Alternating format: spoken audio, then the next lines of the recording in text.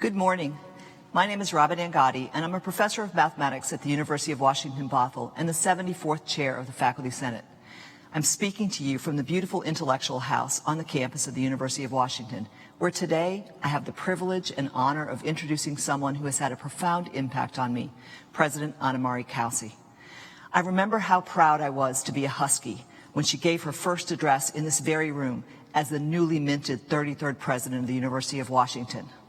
Working closely with her over the last year as vice chair of the Faculty Senate, a year which has been punctuated with one of the most challenging crises the university has ever faced, I have to say I'm even more proud to be a Husky today.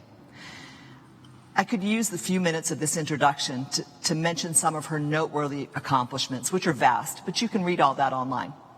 Instead, I want to give you an insider's glimpse of my president and why I'm grateful that she's our leader during this time. One of the first things most people notice about Anna-Marie is how personable and relatable she appears to be. I'm here to tell you that's not an appearance. She is as down to earth as she seems. She is transparent about who she is and where she's come from and leads the university from a place of authenticity and integrity. She is passionate in her beliefs and speaks straight to the heart of the issues we're facing. In this era that's fraught with disinformation and fake news and social engineering, Anna-Marie's transparency, authenticity, and integrity make her the best leader we could have right now. Anna-Marie exhibits many leadership qualities, but the one that I've come to appreciate the most is her capacity to listen. She doesn't just listen to the nice comments. She has a mindset that allows for and welcomes critical comments.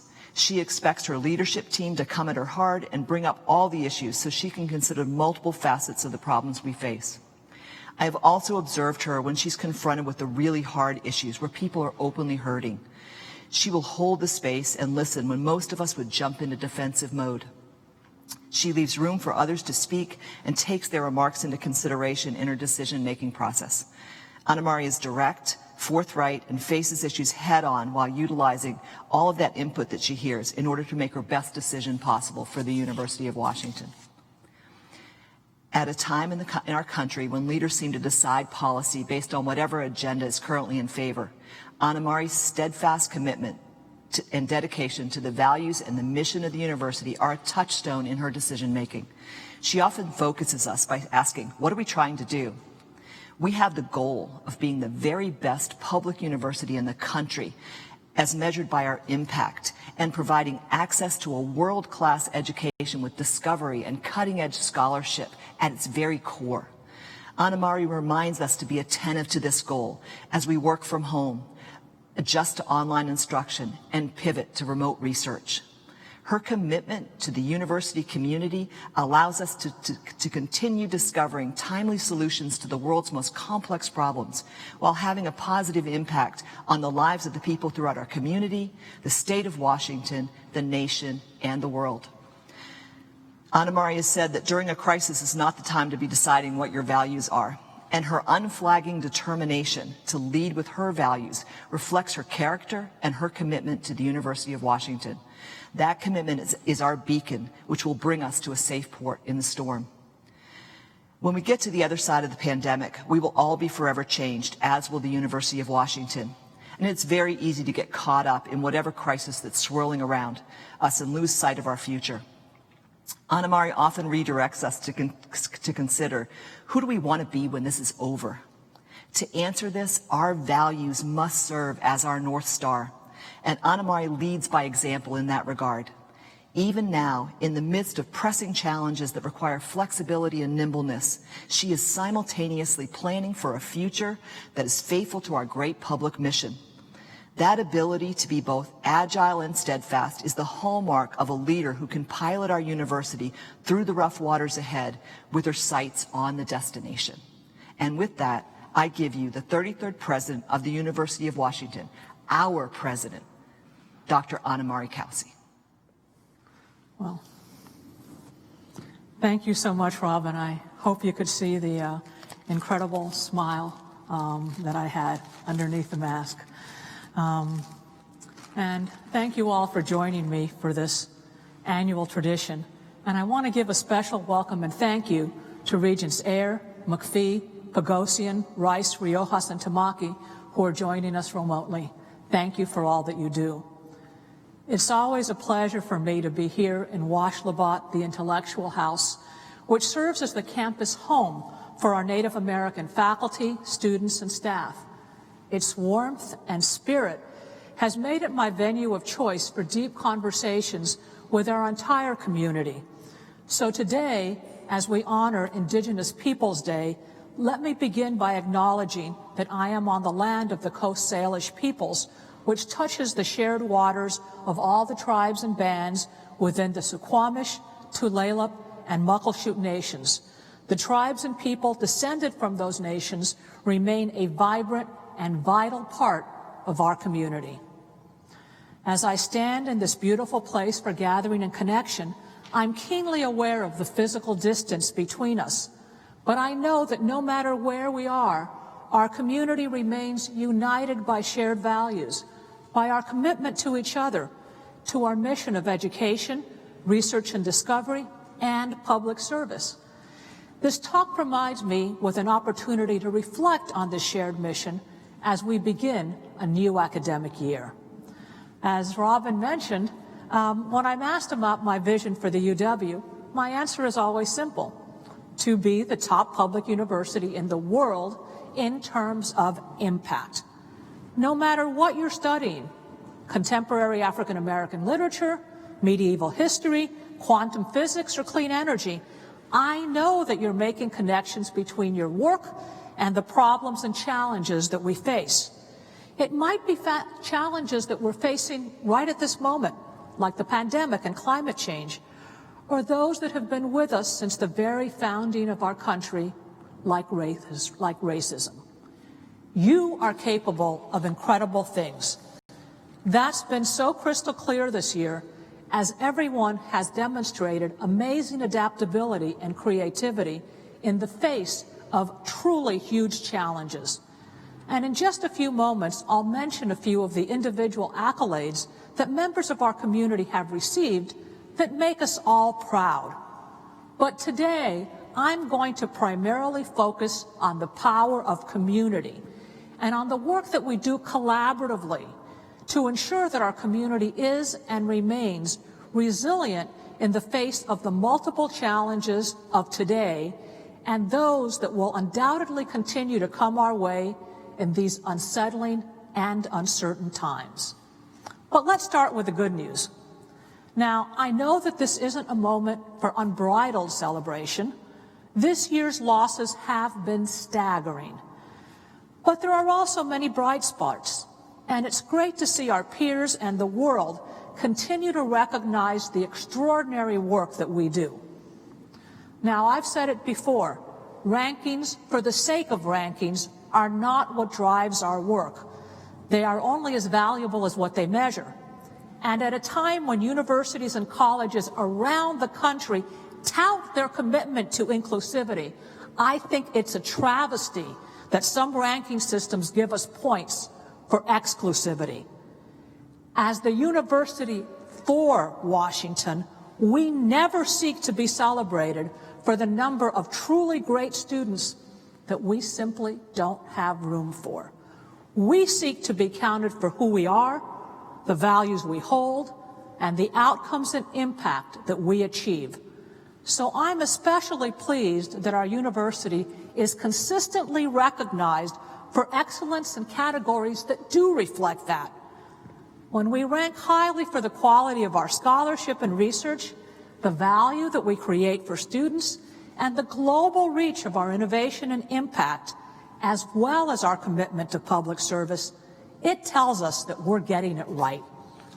Reuters, for the 5th consecutive year, ranked us the most innovative public university in the U.S. and the 5th most innovative university in the world.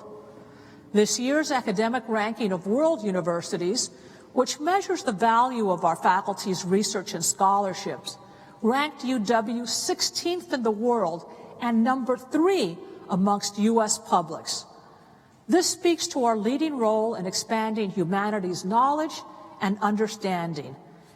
And it's no surprise that Washington Monthly's National University Rankings ranked us number 16 based on our contributions to the public good in promoting social mobility, research, and public service. It's also a real point of pride that Money Magazine, Washington Monthly, and CNBC all celebrated the UW for providing exceptional value to undergraduates. Both UW-Tacoma and UW-Bothell have been singled out as top schools in the nation for providing return on investment, especially to students of modest means. And for veterans seeking a welcoming place to transition to civilian life, it's great to know that the UW is ranked among the best universities for veterans. We also have many, many, many graduate and professional schools at the front of the pack in training skilled healthcare providers and scientists, including in nursing, pharmacy, dentistry, and social work. We have top 10 programs in public policy, education, business, information, and computer science, engineering, and in the range of environmental, social, natural, and physical sciences, as well as the humanities. I don't have time to name them all, but year after year, our graduate and professional programs are recognized for producing the talented PhDs and professionals whose contributions our world urgently needs. Amongst all the laurels, though, one designation is especially reflective of who we are. This January, an in-depth assessment by the Carnegie Foundation recognized all 3 campuses for their high level of community engagement. And last election cycle, we received a platinum seal for our voter participation efforts and results. And while the Apple Cup still lies ahead of us, our student athletes already beat the Cougs for voter registration, with 100% of our eligible student athletes in football and basketball registering. Go Dogs! And to all of you who can vote, make sure to vote. Speaking of our remarkable students, a handful of their many, many achievements bear special mention, including 22 students and recent alumni who were named Fulbright students, continuing our tradition of being a top producer of Fulbright students and scholars. This year, we also had 2 Udall scholars, Sierra Campbell and Taylor Owens, who were selected for their commitment to Native health and environmental scholarship. And senior Ginny Burton was named a Truman Scholar, the premier graduate fellowship for those pursuing careers as public service leaders. Ginny, who attended the UW with the help of the Post-Prison Education Project, is a wonderful example of the transformational role of higher education. Staff members across the university are also recognized as leaders in their field. For example, Housing and Food Services Director Pam Schreiber was elected Vice President to the Executive Board of the Association of College and University Housing Officers International. And thanks to everyone at HFS who's working so hard to help nurture a safe and fun community for our students. Among our faculty, we recently announced recipients of 2 breakthrough prizes, sometimes called the Oscars of Science. One for Professor David Baker's innovation in developing novel proteins at the Institute for Protein Design, and the other to a team of UW physicists, Eric Alderberger, Jens Gundlach, and Blaine Heckel, whose work in expanding our understanding of the forces that hold the universe together has been so very important and influential. Political science professor Megan Ming Francis was named a Freedom Scholar for her research and organizing for a more fair and just society. And mathematics professor Tatiana Toro was awarded the Blackwell Tapia Prize for her work promoting diversity within the mathematical and statistical sciences. Professor Toro was also elected this year to the American Academy of Arts and Sciences, together with Professor Tricia Davis, chair of the biochemistry department, and I'm incredibly humbled to have also been so honored. Now, I could spend an entire hour or 2 or 3 talking about the good work that we have accomplished this year. Like rankings, awards aren't the point, but they are an indicator of the kind of talent that we have in our midst. Everywhere you look, you'll find dedicated, talented people who recognize that building healthy, resilient, and equitable communities is the work of everyone. Since the advent of the pandemic, we've witnessed with stark clarity what happens to communities that are not built to be equitable, just, or healthy. The outcomes are devastating. Worldwide, more than 1 million people have died, and the U.S. has borne a disproportionate share of those deaths. Millions more have been sickened, and it's still too early to know what long-term health problems the virus may yet cause. For those careful and lucky enough not to get sick, the economic costs have been nearly as catastrophic. Millions have lost their jobs or had their wages or hours cut. Economic hardship is rapidly threatening to become a serious housing and humanitarian crisis. And we here at the UW have not been immune to the damage. Our own personnel has been affected. And while people will always be our top priority, the reality is that we're faced with very, very hard choices, especially those units that are self-sustaining and depend on a thriving community of users and patrons to operate. Now, I promise you that we are working hard to protect jobs and benefits whenever possible. But this is a marathon, it's not a sprint. Voluntary givebacks by senior leaders, the difficult decision to eliminate annual merit this year, and for some units, the even more difficult decision to take furlough to avoid more layoffs were important steps.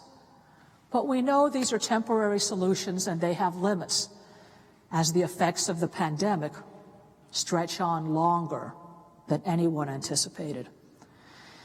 We must continue to work with our state legislators to make clear that any state-mandated reductions will result in even tougher choices. We promise to keep you updated and to involve you as much as possible as our choices and decisions continue to unfold. We also recognize challenges faced by staff, faculty, and students where caregiving responsibilities related to children, the elderly, or those suffering from COVID. These responsibilities disproportionately affect women, and even more so those who are Black, Indigenous, or people of color, and/or those who are low income, given their disproportionate representation amongst essential workers. And let's take a moment to thank all our essential workers. Thank you so much for all that you do.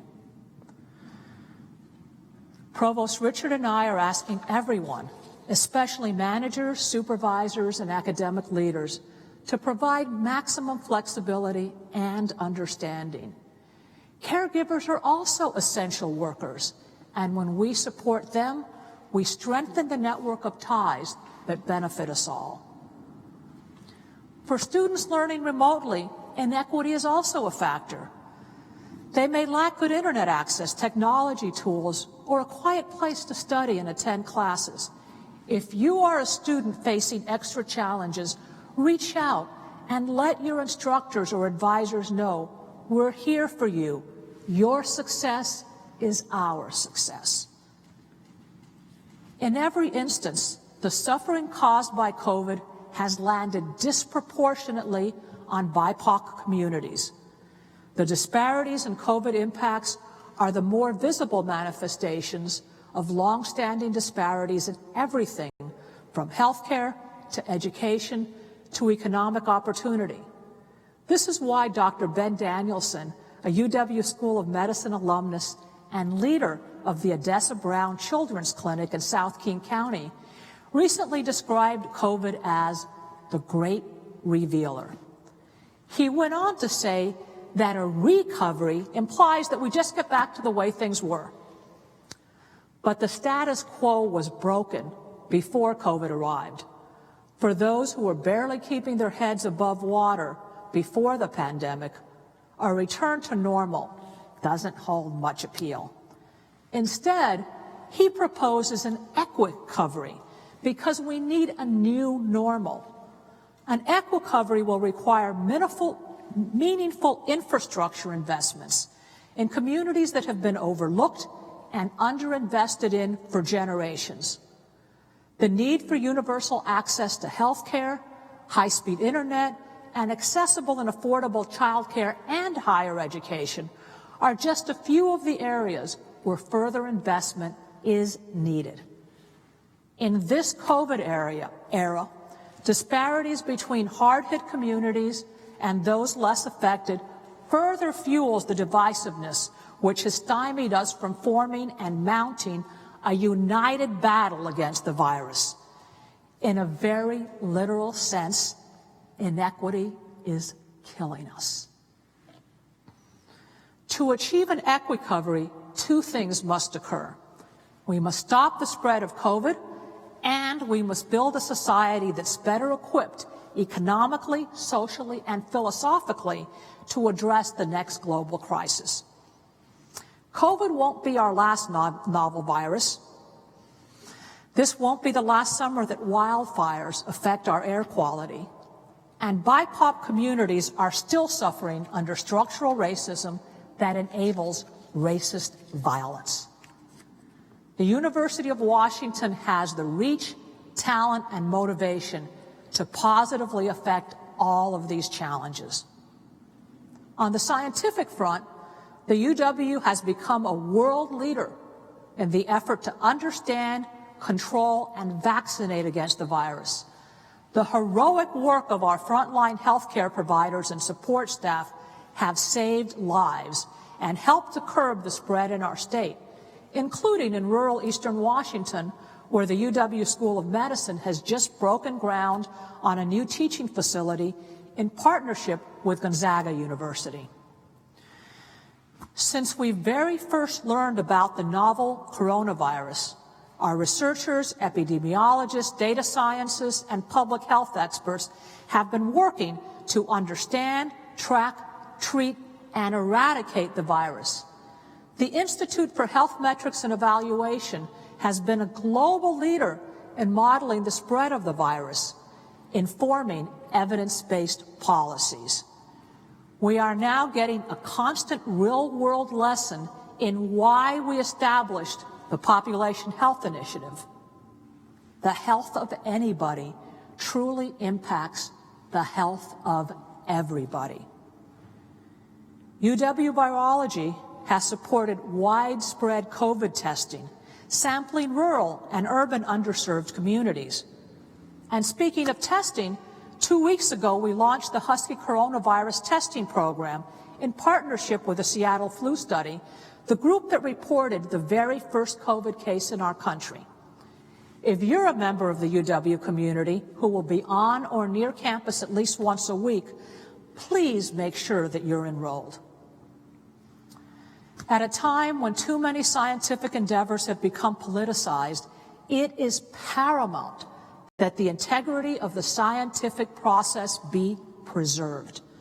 The world must have confidence that any working vaccine has been developed and tested safely and thoroughly. Last week, we joined Johns Hopkins University in sponsoring a symposium to advance this case on the world stage with the help of Dr. Anthony Fauci and Francis Collin. And our Interdisciplinary Center for an Informed Public was recently awarded an NSF grant to determine how facts and data can correct the spread of misinformation during the pandemic. Collaboration is the key to success, and equity must be a chief consideration in this process. Across our full range of disciplines and programs, the UW is working to address the root causes that have made our society such fertile ground for this pandemic. For the equicovery to take place, failed structures and systems must change. And change at scale requires new knowledge and understandings, narratives, and perspectives. There's no vaccine for racism, and we can't take a pill to undo a system that incarcerates black people at 5 times the rate of white people. No single act will erase centuries of stolen labor and opportunities denied to build generational wealth. Our scholars are also engaged in the kinds of research, artistry, organizing, and community building that can be an important element to remedying inequity. We can't do it alone. It requires policymakers, public will, and investment. But the work happening here is essential to advancing racial, social, and economic justice. The work has been underway well before COVID hit, but it too often has been undervalued, something that must change so the work can continue with even more urgency, greater visibility, and public engagement. In a recent review paper in Science, where he was lead author, Christopher Schell, an urban ecologist at UW-Tacoma, wrote about how racism is destroying our planet and how we treat each other is essentially structural violence against our natural world. And Melanie Malone, geologist and soil scientist at UW-Bothell, is studying contaminants in urban community gardens, showing us how almost anywhere you look, the effects of structural inequities show up. And to illustrate how academic work can turn into impact, it was UW sociologists Catherine Beckett and Heather Evans whose analysis of the role of race in sentencing helped convince the Washington State Supreme Court to abolish our state's death penalty. Angelina Godoy, director of the Center for Human Rights, was among the first to raise the alarm over children being deported by ICE, paving the way for King County to take action and ban those flights. There's no discipline or part of the academy that doesn't have a role to play in this work. Last year, the Meany Center's World Dance Series engaged in a seasons-long exploration of empathy, encouraging audiences to step out of their comfort zones and enter into another's perspective. Across our 3 campuses, through programs like the DREAM Project, STARS, and the Brotherhood Initiative, dedicated people are working to ensure that students who have historically been underrepresented in higher education can thrive there. Success in college is also about seeing a place for yourself and developing a sense of belonging. From the new Burke to the Samuel E. Kelly Ethnic Cultural Center and Q Center, to the IDEA Project at UW-Bothell and the annual Students of Color Conference held by UW-Tacoma, we are committed to creating spaces, alas virtual for now, that foster a sense of belonging. For too long, campus life has been dominated by those from a limited and narrow slice of society. With that in mind, we recently dropped the requirement that UW applicants submit an SAT or ACT score, in part because it created barriers to application and entry for too many. But no doubt, there is much, much, much more to be done. And we are particularly mindful of the extra burden that our Black students, faculty, and staff are experiencing as they've been forced to watch what seems like a nearly nonstop spectacle of their community members murdered on camera, with all too limited accountability for those who have enabled or participated in those deaths. We are undertaking a reimagining of campus safety that takes a more holistic look and that minimizes the presence of armed police on our Seattle campus, while continuing to keep safety amongst our highest priorities. I will soon be announcing an open forum or town hall to engage in a discussion of what aspects of public safety can be better served by non-armed safety responders or by those with more mental health training, and how to develop that more appropriate workforce to meet those needs. We're also securing additional funding for Black student groups and dedicating resources to recruiting more Black and underrepresented faculty, supported by 2 hiring initiatives led by Provost Richards. We have a lot of hard work ahead of us, and it's critical that this work be done collaboratively. The world is beginning to wake up to the reality that racism is a public health crisis. And I'd be remiss not to give a shout out to Dr. Estelle Williams and Edwin Linda, who led a march to bring attention to that fact and to support Black lives, because they do matter. When we launched the Population Health Initiative 4 years ago, we did so in recognition of the interconnectedness of human health and well-being. This month, we are marking a key milestone and the completion of the Hans Rosling Center for Population Health. As Dr. Ali Mokdad said in his talk last week to officially open the facility, health happens in neighborhoods. If you missed that talk, I hope you will join us on Thursday, October 15th for a panel discussion on creating a better normal. The Rosling Center was made possible by a transformative gift from Bill and Melinda Gates Foundation, a boost of private philanthropic support for our work as a public serving institution. For our mission to succeed, we need both public and private support. They complement each other, but they can never substitute for each other. This is the philosophy at the core of our historic 10-year philanthropic campaign, Be Boundless, for Washington, for the world, which was successfully completed this year. The campaign exceeded our ambitious goals, and I'm deeply grateful to the more than 500,000 supporters of the campaign who gave through the UW to make a difference in the world. Private philanthropy does some things really well. It brings our community together and designates resources for specific priorities, helping to create hubs of excellence that attract more excellence. But our core educational mission, our public mission, requires support and investment by the public through the state.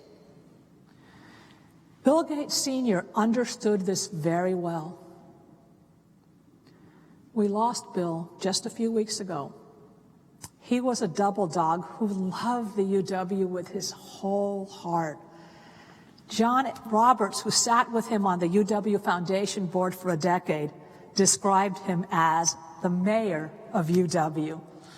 And it's a very apt description. I can close my eyes and watch him belt out an exuberant and loud bow down to Washington. He believed in giving back as a private individual and in advocating for sound public policies. Bill believed in showing up, and he did so again and again as a regent, as a volunteer, and in calling for sensible tax reform to fund public priorities that benefit everyone. Among his many legacies, he's inspired me and so many who knew him to carry that torch forward. Despite how many big and complex issues the University of Washington is facing, or how specialized any single part of us is, our purpose is clear. We seek to create impact that makes the world better for all, not just a few. Because in the words of my colleague Eric Liu, we're all better off when we're all better off. Success will not manifest in one vaccine or in the passage of a single law, but in the cultivation of resilient communities. We often hear about resilience as a personal characteristic, and yes, we need to encourage people to reach for ambitious goals and to learn from setbacks. But true resilience is a characteristic not of individuals, but of communities. We can't tell people to pull themselves up by their bootstraps when too many don't have boots. Resilience requires communities to build safety nets to catch the most vulnerable. It requires those that are more fortunate to help lift up those who need it. If we've learned anything from this pandemic, it's how our fates are interconnected. Our health and well-being literally rest in each other's hands. So make sure to watch them. In resilient communities, when one person struggles, they find the help and healing they need. Resilient communities have adequate resources that are equitably distributed. They have public safety systems that don't victimize people.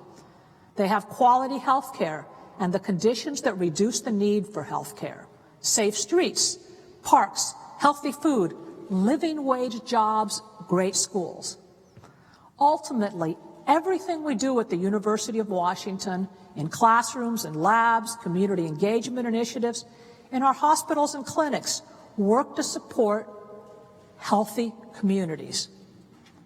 But if we're to enable all communities to be resilient, we must continue to ensure that our own is, and to deal honestly with the ways in which we fall short of our own ideals. Resilient communities are marked by the care and compassion that members show and give each other as we struggle to make progress on difficult, complicated issues and questions. Progress is seldom linear. There will be bumps and even setbacks along the way. We won't always agree about how to move forward, and at times compromise will be required to avoid stasis. At times, we will need to give each other grace. Grace is not a free pass for racist actions or language, for the willful disregard of others' pains. It's not an excuse for callous cluelessness. And it doesn't preclude the need to apologize or make reparations when harms, even unintentional ones, occur. Grace is a recognition that even when we share values and goals, we each bring our own struggles and vulnerabilities to the table, and our communications are filtered by both our own personal histories and our limited knowledge of the histories of those that we're engaged with. What I mean by grace is that we must recognize the humanity of others and that we're all incomplete in our efforts to learn and grow. I'm learning every day. But without the presence of grace, we will not fully engage with each other out of fear that we'll get shut down, or worse, if we say the wrong thing or the right thing the wrong way. So we shut down before we even start. John Lewis, a giant we lost this year, said, "Children holding hands, walking with the wind, that is America to me. Not just the movement for civil rights, but the endless struggle to respond with decency, dignity, and a sense of brotherhood to all the challenges that we face as a nation, as a whole. We bring our morality to politics, not politics to our morality." Or in the words of Ruth Bader Ginsburg, yet another giant we lost this year, "Fight for the things you care about, but do it in a way that leads others to join you." We move forward best as a community when we view those who disagree with us or who may hurt us inadvertently, not as enemies to defeat or expel, but as potential allies to win over. Together, I know we will continue the important work ahead of us, putting our talents where they'll have the greatest impact and lifting each other up through it all. I'm honored and proud of all of you who've been working so hard to make our community better under extremely difficult circumstances, marked by many hardships and physical distance. The struggle will no doubt continue in the weeks, months, and yes, years ahead. But there's no community I'd rather be engaged with in that struggle. I know you will push me, that you'll hold me accountable. And I pledge to put my sweat and tears, heart and soul into this effort, into making progress towards the goals and values that we share. And at times I will ask for grace as we seek common ground and work together, not toward quick and superficial fixes, but toward lasting change. As the proverb goes, if you want to go quickly, go alone. If you want to go far, go together. Thank you. Thank you, President Cauce. Normally, we would now go to questions from the audience, but with no in-person audience this year, we ask the UW community to send in their questions via email. We'll begin with those questions that were on topics that people were the most interested in hearing from you about. First of those topics is the outbreak of COVID-19 in our Greek community.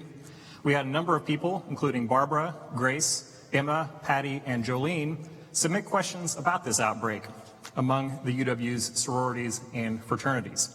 Specifically, they asked, what is being done to address student behaviors that contribute to the spread of COVID-19?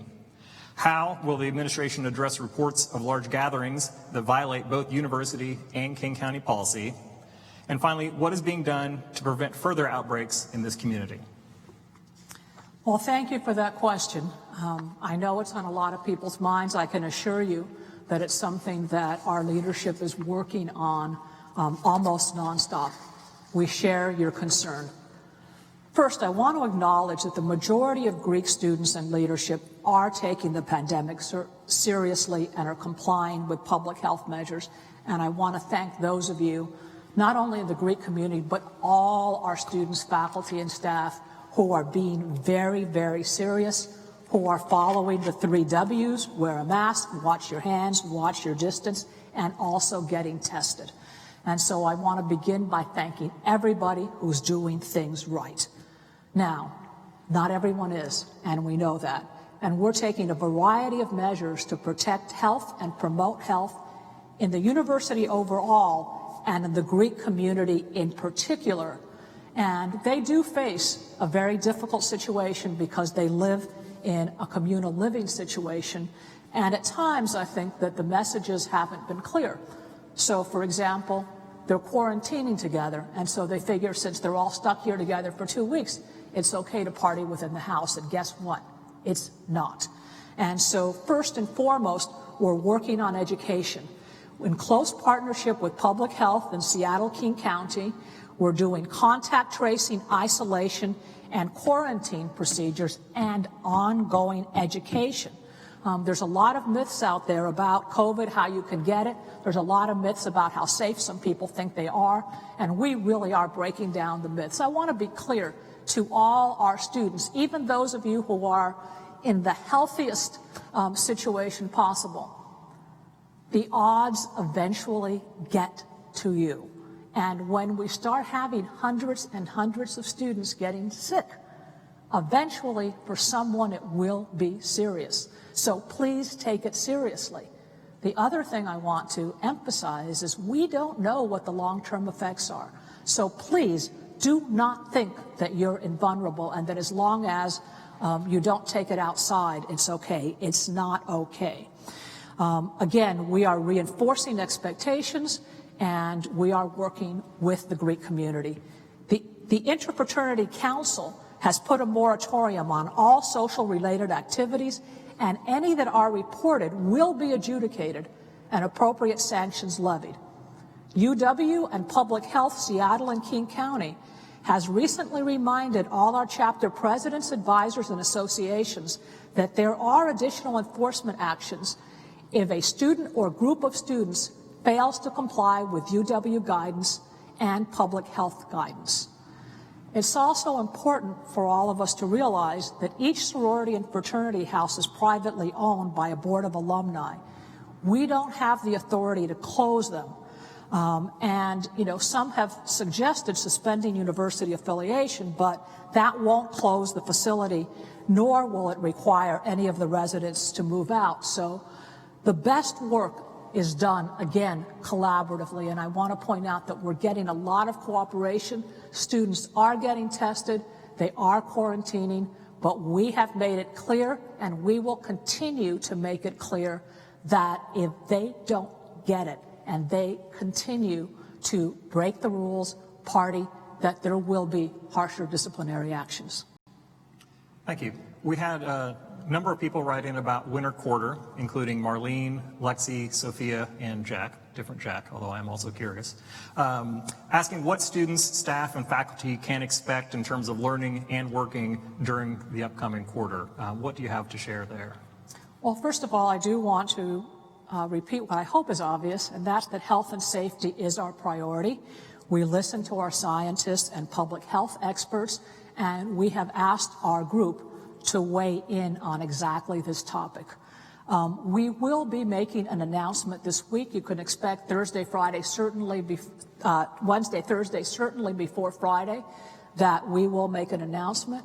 Quite frankly, I think that based on current projectives, next quarter is likely to look a lot like this quarter, but we'll post the winter course later this week so you can see which courses will be in person, which will be remote. There may be a few areas like the health sciences that may have a couple of more courses in person. There may be others that have fewer, but I expect it will be fairly similar. But tune in. We will let you know very, very soon. And please, while we're talking about next quarter, get your flu shot this quarter. That will really help. Questions about tuition. This question comes from Malia, who asks, will there be any changes to the tuition charges for this quarter or a refund for the last couple of quarters, given that we have been online, the student experience has not been the same, and students have not been able to access most buildings? Yes, I understand that's a question that we get quite a bit. I want to point out that students knew what the charges were in spring quarter. Students knew what the charges were when they signed up this quarter, and students have had, get a week to decide whether they want to continue or not. I think that, this question often comes from the idea that we're saving all kinds of money. I want to reassure you, I wish we were, but we're not. In fact, it's more expensive to do things online during a pandemic than it was otherwise. First of all, we're continuing to pay our faculty who teach you, and they are teaching under more difficult circumstances than they were before. They have really had to be incredibly adaptive, and they're teaching under very tough circumstances. Our staff that supports them and supports our student services is also working under very tough circumstances. And you can access a lot of support services, advising, mental health counseling.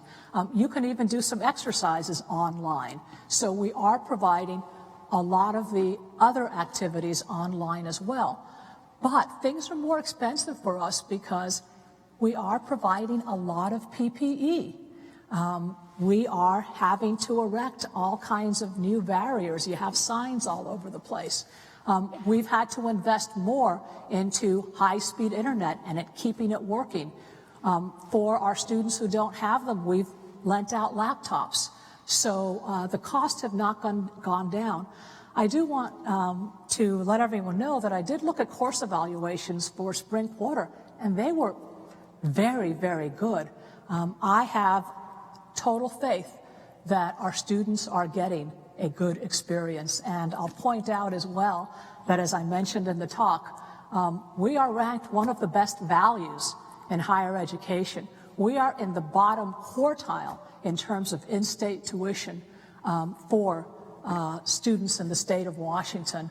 We are a great deal, and we continue to be a great deal. Lori wrote in to ask about the recent federal executive order signed by President Trump last month on diversity trainings. She asked, given the federal funding the university receives and the university's commitment to diversity and inclusion, how is the university going to address the requirements of the new executive order while still maintaining its ability to teach and train freely? That's a very, very good question, and it certainly is one that we've been discussing amongst ourselves and, in terms of the executive group, et cetera. First, I want to point out that this executive order is based on a very misguided assumption. At the heart of the executive order is the belief that diversity training is divisive.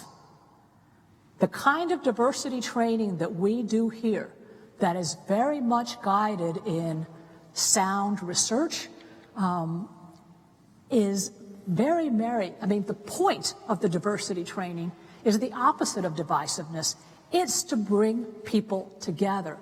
But to bring people together in a way that they can truly collaborate, as I talked about in my talk, it requires that we understand as much as possible the history of other people. It requires that we be able to put ourselves in someone else's shoes and experience their world so that we can understand their world. It requires a fuller understanding of history. It's often said that history is written by the victors. And any of us who attended school, a decade or two ago have gotten a very small slice of what the history of this country and the world really is. And it's important that we have those kinds of understandings to pull together. And so the work that we are doing is the opposite of divisive. And there is no question that we will continue to do this work. I want to point out as well the free speech issues. You know that this university has stood up for free speech and academic freedom, even when that free speech has not been something that we agree with, and that in fact, at times it's the opposite, that it's speech that we find offensive. There is no question that we will continue to stand up for free speech and academic freedom, so we will keep doing our work. During your remarks, you discussed campus safety and policing. Haynes asks, how can the university have a role, quote, role in supporting an equitable recovery and resilient communities, end quote, if you will not respond to student activist demands to defund and demilitarize UWPD in any meaningful or transparent ways? Okay, well, thank you very much for that question. As I mentioned in my talk, we will be having an open forum or town hall in the weeks to come so we can have a fuller discussion. In the meantime, I do urge you to look at my blog. I did post in the blog my response to BSU and our black activists, and that included a response about how we are working on campus safety. I also talked about it at the last Regents meeting, so I'm trying to be as transparent as I can, but that's why an open forum is very much a good idea. Our goal is to really reimagine what campus safety looks like, and to look at it up and down, including the structures that we use. Do we need a different way of doing campus safety and training? Now, one thing that I think that we're working on right now, and that we've already made some pledges to, is, first of all, we are reducing the size of our armed police force by at least 20% from what it was in 2019 by the end of 2020. And further reductions are certainly possible as we learn more. Our goal is to really look at everything that police officers do. We're asking them to do a lot of things that do not require armed police officers. And so to use armed officers when they're needed, but to develop another workforce, public safety responders that are unarmed, for a whole range of things that don't require an armed response. For example, if your bike was stolen or your laptop was stolen and the individual who's stealing it is not in the building anymore, you need to report it. You need to report it for insurance purposes. We want you to report it because if there's a ring or whatever, we want to get a handle on it. But we don't need to send an armed police officer to your office or to your dorm for that report. So we're developing some systems for reporting online or possibly sending a campus safety responder that's not armed. So again, our goal is to minimize the number of armed police officers that we have. We're going a step at a time as we develop the other kinds of campus safety responses that we need. And we've already started and we will continue to cut down the number of armed police responders. I want to point out that some people have pointed out, and they're correct, that there are some urban campuses, including, for example, UW-Bothell and UW-Tacoma, that don't have their own police forces. NYU doesn't. We know Columbia doesn't. Portland State University recently disarmed their police force.